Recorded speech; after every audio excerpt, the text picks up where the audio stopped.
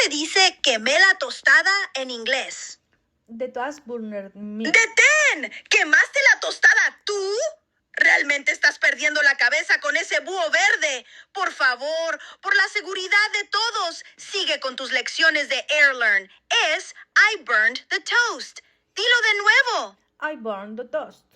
¡Asombroso! Empieza a ser constante con tu AirLearn. What?